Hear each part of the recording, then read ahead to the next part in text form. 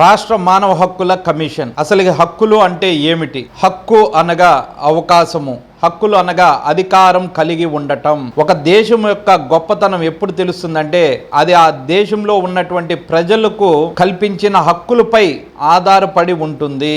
మానవ హక్కులు అంటే ఏమిటి? మానవ ప్రగతికి, వికాసానికి దోహదం చేసే పరిస్థితులే మానవ హక్కులు అంటారు. జాతి, మత, కుల, లింగ మరియు ప్రాంత విభేదాలు లేకుండా కేవలం మానవుడు అనే ప్రాతిపదిక పైన వ్యక్తి ఔన్నత్యాన్ని పెంపొందించడానికి అవసరమైన కనీస పరిస్థితుల్నే మానవ హక్కులు అని అంటారు. హక్కులు అంటే అధికారం కలిగి ఉండటం. కాబట్టి ప్రతి ఒక్కరూ కూడా మీ హక్కులు తెలుసుకోవాలి. మీ హక్కులకి భంగం కలిగితే ఖచ్చితంగా మీరు రాష్ట్ర మానవ హక్కుల కమిషన్ని ఆశ్రయించవచ్చు.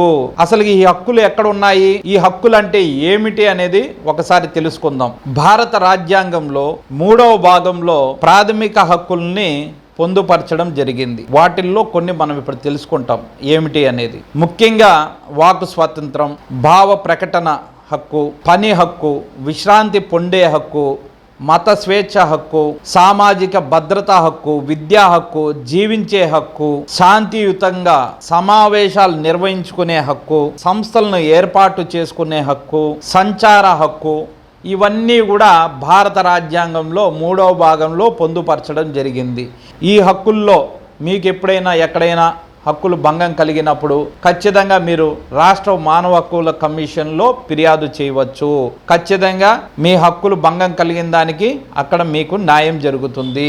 ఈ రాష్ట్ర మానవ హక్కుల కమిషన్ ఎప్పుడు ఏర్పడిందంటే 1993లో ఆంధ్రప్రదేశ్ రాష్ట్ర మానవ హక్కుల పరిరక్షణ చట్ట నిబంధనల మేరకు రాష్ట్ర మానవ హక్కుల కమిషన్ను ఏర్పాటు చేశారు. ఇందులో ఒక చైర్మన్, 2 సభ్యులు ఉంటారు.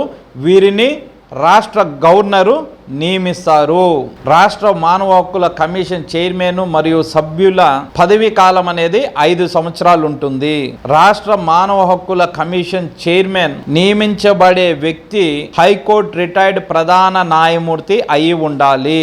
ఇంకా సభ్యులు వచ్చి ఒక సభ్యుడు హైకోర్టులో పనిచేస్తున్న లేదా రిటైర్డ్ అయిన న్యాయమూర్తి అయి ఉండాలి, లేదా జిల్లా జడ్జిగా 7 సంవత్సరాల అనుభవం కలిగి ఉండాలి.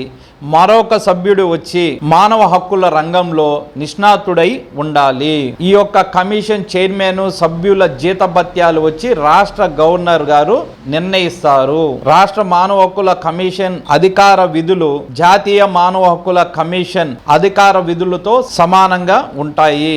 ఈ యొక్క కమిషన్ కి ఎలాంటి అధికారాలు ఉంటాయంటే మానవ హక్కుల రక్షణ చట్టం నిబంధనల ప్రకారం స్వీకరించి అభియోగాలను విచారించడానికి సివిల్ న్యాయస్థానానికి ఉన్న అధికారాలు ఉంటాయి.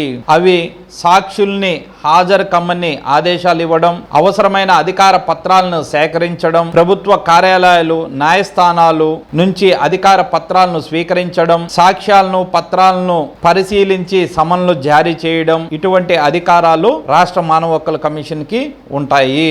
ఈ యొక్క కమిషన్ విధులు వచ్చి మానవ హక్కుల ఉల్లంఘన లేదా ఉల్లంఘనను నివారించడంలో ప్రభుత్వ ఉద్యోగి విఫలమైనప్పుడు తనంటూ తానుగానే లేదా ఫిర్యాదు ఆధారంగా కానీ విచారణ జరపడం, న్యాయస్థానాల అనుమతితో మానవ హక్కుల ఉల్లంఘనకు సంబంధించిన కేసులో కక్షిదారునిగా చేరడం, జైలును ఇతర నిర్బంధ గృహాలను సందర్శించి తనిఖీ చేసి అక్కడ ఉన్న వారికి కనీస వసతి సౌకర్యాల కల్పనపై విచారించి అవసరమైన సూచనలు ఇవ్వడం.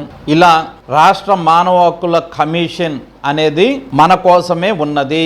మన హక్కులకు భంగం కలిగినప్పుడు మనం రాష్ట్ర మానవ హక్కుల కమిషన్ ని ఆశ్రయించవచ్చు. ఇక్కడ ఎటువంటి ఫీజు రుసుములు అనేది ఉండదు.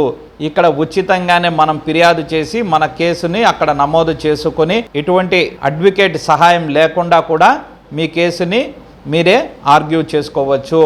కాకపోతే ఇక్కడ ప్రధానంగా మీరు గుర్తుపెట్టుకోవాల్సింది ఒక విషయం ఏమిటంటే మీ హక్కులకు భంగం కలిగినట్టు తగిన సాక్ష్యాధారములను మీరు రాష్ట్ర మానవ హక్కుల కమిషన్లో సమర్పించాలి.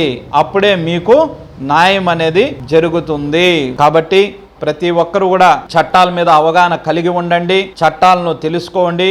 మనకెందుకు, మనకు అవసరం లేదు అనే భావనని ఫస్ట్ మీ మైండ్లో నుంచి తొలగించండి. ఫస్ట్ ప్రతి ఒక్క వ్యక్తి కూడా భారత రాజ్యాంగం అనేది తెలుసుకోండి.